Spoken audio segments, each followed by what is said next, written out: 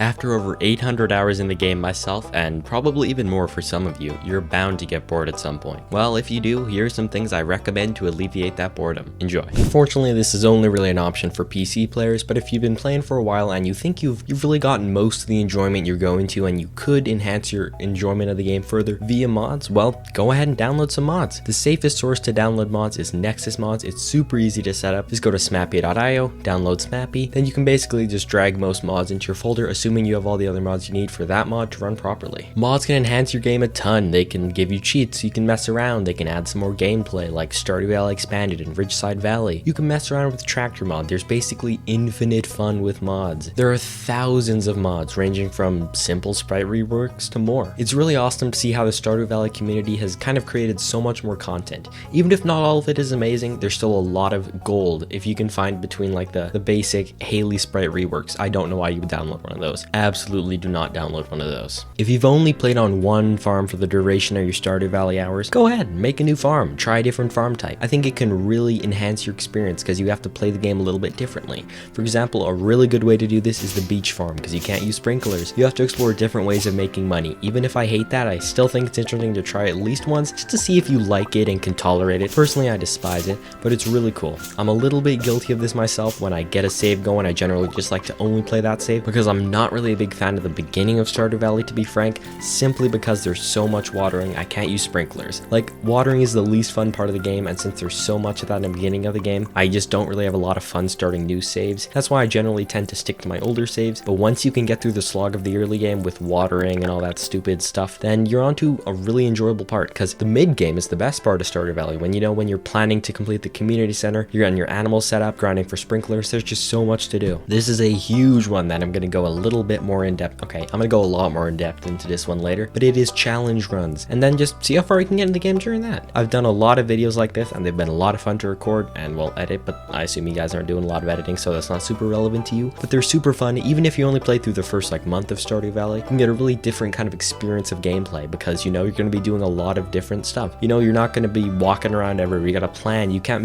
just be skedaddling all over the map. You got to try different styles. For example, I'm going with the no walking one, but you can also do other stuff like, I don't know, you walk extremely slowly, you're insanely zoomed out, boom, 2 right there. Enjoy. Another challenge run related idea is the Year 2 Perfection Challenge. So if you didn't know, the earliest you can possibly achieve perfection is the very end of Year 2, purely because you get the very last recipe you need, and you need to cook every recipe for 100%, but it's actually a really challenging run. I've never done one. I've started one, and I messed something up, and I gave up. But if you watch like the Wand of Sparking series on it, you know it's a pretty stressful, but interesting playthrough, because you need to be planning for a lot of things, and RNG needs to go right, and you need to not forget a single thing, because otherwise you just end up with that 99% completion rage. Another slightly less hardcore Year 2-ish run is the 5 Candle Challenge. So as you know, on the end of your second year, the first day in your third year, you get an evaluation from Grandpa, and he will give you a rating from 1 to 4 candles. There are a bunch of objectives you have to complete. Basically, there's a laundry list of objectives you need to complete, like earnings, player level, achievements, friendship, and other. When you complete those, you get a certain amount of points, and if you reach a certain amount of point value, you get 4 candles, and if you get above 12 points, you get 4 candles lit.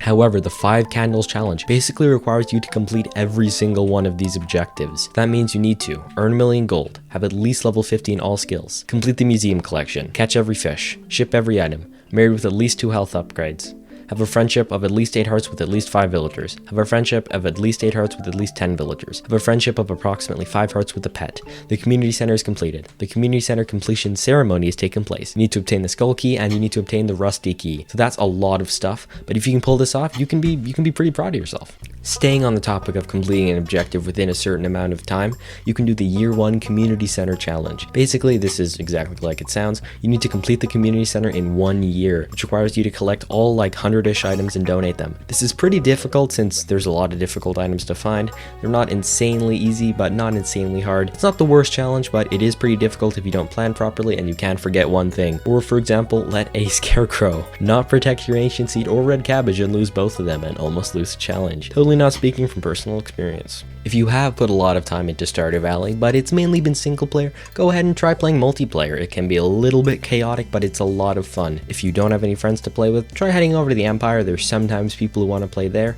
That's my Discord server, by the way, link in description. Or you can head over to the official Stardew Valley Discord server, where you can find a looking for group channel and send it there, or find someone else to play through it. Multiplayer is a lot different, but you can get a lot more stuff done, or not get as much stuff done depending on the people you play with. But it is a ton of fun and a huge change of pace, since there's a lot less pausing. Since time doesn't pause in multiplayer, you have a lot less time in general to get done your objectives. So maybe try some of the challenges mentioned before in multiplayer. Could be a lot of fun. If you have played too much Stardew Valley, there are other ways you can enjoy the game besides just booting it up on Steam or Switch, and they're actually super easy to do. Funnily enough, you're actually doing one right now, and that is watching other people play Stardew Valley. If playing the actual game itself has lost some enjoyment for you, then watching other people can also be a good way to rekindle that enjoyment. For example, you're watching my videos right now and hopefully learning some stuff you didn't know in these videos, or giving you some tips so you won't be bored in this video. What I'm trying to say is there are tons of Stardew Valley content creators you can enjoy instead of playing the game. Or hey, who knows, maybe you could play the game and watch my videos in the background. Basically what I'm trying to say is subscribe, because if you like Stardew Valley, you'll love my videos. If you always marry one person in Stardew Valley, and you kind of build your game around it, go ahead, try marrying someone else. You know, if you always marry Haley, try marrying Leah, and you'll hopefully realize the error of your ways. Or if you're already married to someone on your current save, divorce them and go try to marry someone else. You can check out the lore, maybe learn everyone's lore. It could be really interesting. Basically, I'm trying to say just expand your horizons. That's kind of the TLDR of this video, just expand your horizons and try things you don't normally do, because that's a great way to rekindle enjoyment. This might not be super interesting for everyone, but sometimes when I'm bored, I genuinely just scroll through the Stardew Valley wiki and click on articles randomly. You know, I've probably read a solid 30% of the wiki. I know that doesn't sound like a lot, but when you have a lot of pages, that's a lot of reading. Basically, you can learn a lot more about the game. You won't learn 100% accurate knowledge, and some things might be wrong here and there, but you can just learn a lot of fun facts. Who knows? Maybe you'll learn something that's really cool and you'll comment it on this video so I can make more videos just like my other tips and tricks videos. Who knows? In fact, that's something I used to do a ton when I was bored at school and had a computer. I would just scroll the Stardew Valley wiki. I know it's super cringe, but it was genuinely something I did. Some people have made it to thousands, or okay, more like hundreds of hours in the game without even touching the 2 arcade cabinets found in the Star Drop Saloon. The first one is Journey of the Prairie King that you have unlocked by default on every save. Basically, it's a top-down pixel art shooter that's pretty okay. I don't know, I find it insanely hard. I just kind of suck at those type of games. There's also an achievement around it, so if you can beat the entire game without dying, you'll get a super rare achievement, so that's something you could work towards.